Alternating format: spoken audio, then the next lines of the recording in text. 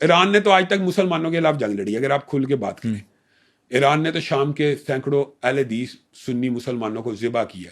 اور میرے ساتھ جو بنیادی مخاصمت اور مخالفت ہے اس کی وجہ یہی ہے کہ ہم ابو محمد جولانی, جن کو اب ہم احمد شرح صاحب کہتے ہیں, پہلے تو ابو محمد جولانی تھا نا, تو احمد شرح کی جو ہم اہل حدیث سپورٹ کرتے ہیں, حمایت کرتے ہیں, اس چیز کا ان کو دکھ ہے کہ بشار جیسے فرعون کے خلاف اس نے جد و جہد کی ہے.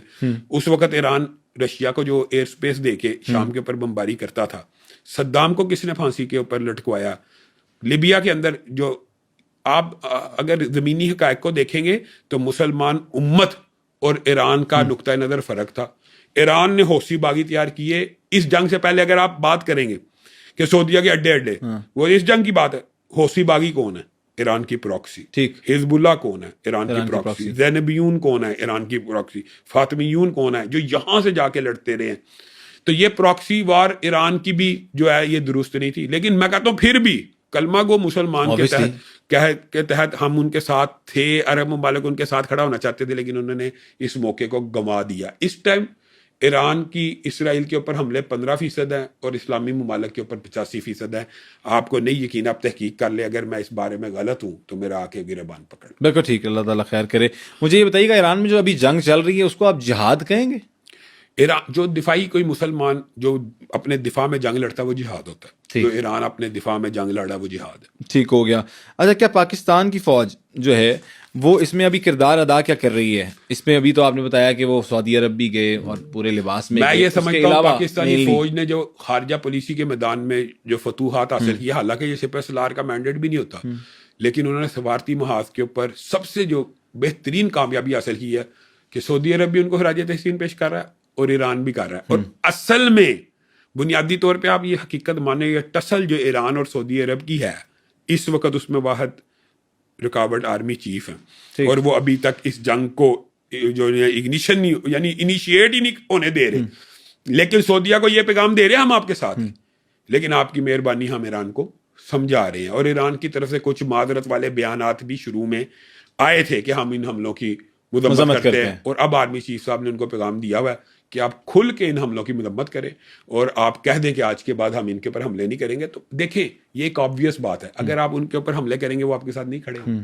ٹھیک, اگر آپ ان کے اوپر حملے نہیں کریں گے تو آپ کے ساتھ کھڑے ہونے کے لیے تیار ہے. ٹھیک ہے. تو اس وقت آرمی چیف صاحب کا بھی یہی موقف ہے کہ ایران اپنا ٹارگٹ اسرائیل کو کرے تو پوری امت مسلمہ اس کے ساتھ کھڑی ہوگی. لیکن ڈونلڈ ٹرمپ کا بھی بیان ایم بی ایس کے بارے میں بڑے عجیب و غریب ریمارکس دیے انہوں نے, اور انہوں نے بڑی نازیبا گفتگو استعمال کی. اس کا آپ کو آئیڈیا ہے؟ عبدالحی بھائی, میں آپ سے اس بارے میں ایک سوال پوچھتا ہوں کہ جس وقت ڈونلڈ ٹرمپ کے ساتھ محمد بن سلمان کے اچھے تعلقات تھے, ہاتھ بھی پکڑتے تھے, انہوں نے بتایا, میں بتاتا ہوں, جس وقت اچھے تعلقات تھے اس وقت بھی ہدف تنقید محمد بن سلمان تھے, ایم بی ایس سے. اس وقت ڈونلڈ ٹرمپ نے ان کے بارے میں بکواس کی ہے, ہردہ سرائی کی ہے, اس وقت بھی ہدف تنقید ایم بی ایس ہے. یہ ایک سائیکالوجی ہے بغض سعودیہ کی. میں اصل میں کیا ہونا چاہیے تھا, اگر آپ اس موقف کے حامی ہیں تو اس موقف کے بات سمجھیں. میں جو بات کہنا چاہتا ہوں شاید میں ابلاغ کر پایا کہ نہیں. اگر ایم بی ایس کی سعودی عرب کی ٹرمپ کے ساتھ دوستی بری ہے تو پھر دشمنی اچھی ہے نا. دشمنی اچھی ہے obviously. تو اب ڈونلڈ ٹرمپ کے بیان کے اوپر ایم بی ایس کو خراج تحسین پیش کرنا چاہیے تھا کہ اب بھی ایم بی ایس کو گالیاں نکالنی چاہیے. نہیں obviously اب میں نے سمجھانے میں کہا کہ اگر وہ اس سے دوستی کرے تب بھی وہ گالیاں کھائے. اب وہ اس کے نرگے میں نہیں آیا, وہ کہتے ہیں اس وار میں بھی سپورٹ کیا. ابھی اس نرگے میں اصل میں بات بتاتا ہوں ہوا کیا. ایم بی ایس کے بارے میں بھی ٹرمپ کا بھی یہی خیال تھا اور پوری دنیا کا یہی خیال تھا اور ساری دنیا کہ ایم بی ایس نوجوان ہے اور وہ ایک دلیر لیڈر ہے, وہ فوراً ایران کے اوپر حملہ کرے گا. اچھا, یہ بات یاد رکھیں, ٹرمپ کا بھی یہی خیال تھا کہ وہ عربوں کو اس جنگ میں گھسیٹ لائے گا, ایران اور عرب لڑیں گے, میرا اسلحہ بکے گا, بلے بلے معیشت کامیاب ہوگی.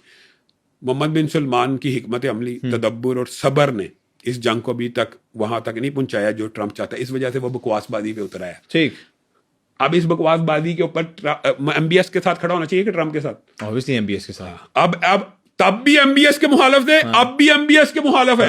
تو اس کا مطلب ہے آپ کو بغض سعودیہ. لیکن عربوں نے بھی یہ کیوں ابھی بھی بغض سعودیہ ہے نا. بالکل ٹھیک کہہ رہے ہیں, عربوں نے بھی یہ کیوں کیا کہ اپنی حفاظت کے لیے انہی کو پیسے دیتے رہے. اچھا مجھے ایک بات بتائیں, اب تو انہوں نے پاکستان کے ساتھ دفاعی معاہدہ کیا, اب کیا عربوں کی.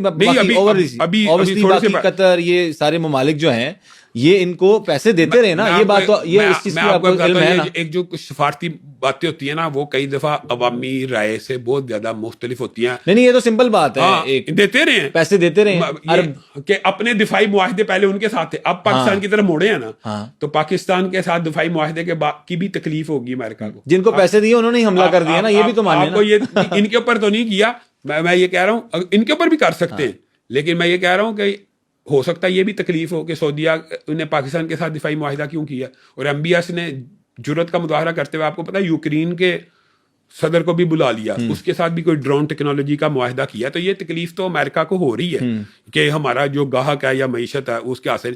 تو ان باتوں پہ تو خراج تحسین پیش کرنا چاہیے. تو ان باتوں کے اوپر بھی MBS کی مخالفت, یعنی آپ نے صرف سعودی عرب کی مخالفت کرنی ہے. وہ قوت اور طاقت حاصل اللہ کرے کہ ایک وقت آئے کہ سعودی عرب اور پاکستان اسلامی دنیا کی سپر پاور ہوں اور واقعی ہم اس قابل ہوں کہ ہم سر اٹھا کے ان کے ساتھ لڑ سکیں. بالکل ٹھیک. تو پھر جب لڑائی کا وقت آئے گا تو مسلمانوں کے لیے تو حدیث ہے رسول اللہ کی کہ کبھی دشمن کے ساتھ جنگ کا جو ہے دعا نہ کرو, لیکن جب جنگ مسلط ہو جائے تو جنت تلواروں کے سائے تلے. تو وہ تو اللہ کے فضل سے انڈیا کے ساتھ بھی جب جنگ ہوئی ہے تو وہ جو مودی کی بنیان مرصوص ہم الحمدللہ بنیان مرصوص نہیں, اس کے اندر مودی کا جو بیان ہے وہ انسان کو کتنا خوش کرتا فرحت میں کہ ہم نے تو ان کے ٹھکانوں پہ حملہ کیا, اس نے ہم پہ ہی حملہ کر دیا. تو ہمارے پاس اس وقت ایک ایسا سپاہ سالار اور لیڈر موجود ہے جس کے اندر یہ جرت ہے کہ وہ انڈیا کو جواب دے سکتا ہے. اور خان صاحب کے دور میں تو یہ حالات یہ تھے, وہ ابھی نندن کا جب طیارہ آیا اٹیک ہوئے تو خان صاحب نے پارلیمنٹ میں کھڑے ہو کے کہا اب میں انڈیا پہ حملہ کر دوں. تو اس نے تو کر کے دکھا دیا اور دیکھ بھی لیا حال. ہاں الحمدللہ الحمدللہ. ہم نے دیکھا کہ فلسطین غزہ کے اوپر یہ جو تمام ہماری سنی مملکت ہے اس طرح سے اکٹھی نہیں ہوئی تھی جس طرح ایران کے اوپر ہوئی. اس کی کیا خاص وجہ سمجھتے ہیں آپ؟ یعنی ایران کے حق میں کہ مخالف میں. اچھا بنیادی طور پر حالانکہ ظلم و ستم تو فلسطین میں بھی اسی طرح اس سے زیادہ ہوا. میں آپ کو ایک بات غزہ میں بھی ہوا. جو فلسطین کا قضیہ ہے نا, عربوں نے بہرحال فلسطین میں 2 جنگیں لڑی ہیں اور عربوں کا مقدمہ فلسطین کا مقدمہ جو ہے سب سے زیادہ عربوں نے لڑا. اگر ہم یہ سمجھتے ہیں نا پاکستان میں بیٹھ کے کہ فلسطین کا مقدمہ جی ہم لڑے ہیں, تو حقیقت بات یہ ہے کہ عربوں نے فلسطین کا مقدمہ پوری دنیا میں ہم سے زیادہ لڑا ہے اور انہوں نے عملی طور پہ 2 جنگیں بھی لڑی ہیں. اور جس وقت ان کو مار پڑنا شروع ہو گئی تب بھی آپ کو یاد ہے امریکہ نے سرائے سینا کے حملوں کے اوپر بعد میں اسی دن جنگ بندی اور فٹافٹ جس وقت ان کو مار پڑنا شروع ہوئی.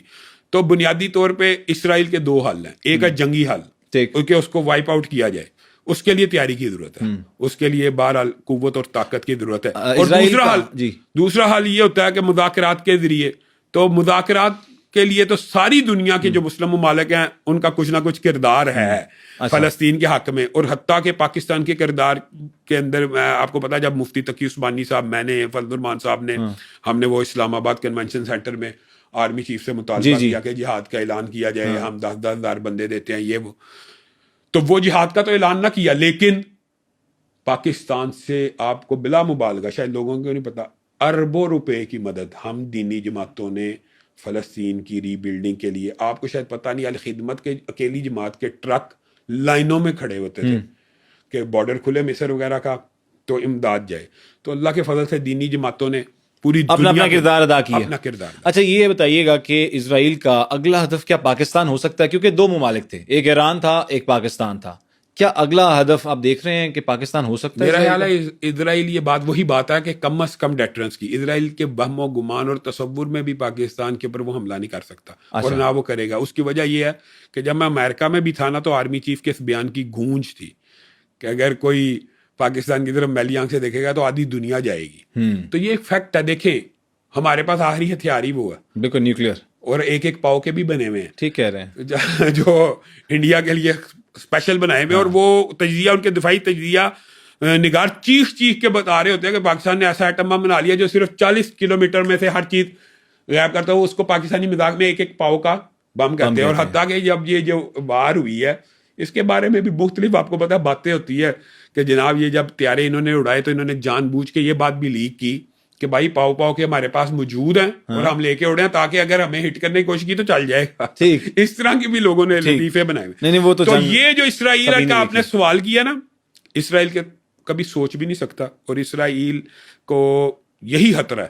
اور میں مجھے اس وقت صرف یہ دکھ ہے, لوگ کہتے ہیں یہ باتیں لوگوں کی چھوڑیں, یقین کریں اگر ایران یہ کام نہ کرتا, میں آپ کو صدق کے دل سے کہہ رہا ہوں واللہ, اگر ایران اسلامی ممالک کے اوپر اٹیک نہ کرتا تو ہو سکتا ہے اسلامی ممالک خفیہ طریقے سے اس وقت اسرائیل کو وائپ آؤٹ کرنے کی پوزیشن میں بھی ہو جاتے. اچھا. لیکن یہ کام ایران نے ہونے بھی نہیں دیا اور کرنے بھی نہیں دیا, اور امت مسلمہ کو مجتمع نہیں ہونے وہ دیا. اکیلا کیوں لڑ رہا ہے پھر کیوں اسٹل آج تک؟ مجھے اسٹل آج تک کون سی آج تک جنگ لڑی ہے اس نے اسرائیل سے بتائیں؟ نہیں لڑی. یہ پہلی, یہ ابھی پہلی یہ تو پہلی ہے. آج تک ایران ڈٹا تو ہوا اچھا بات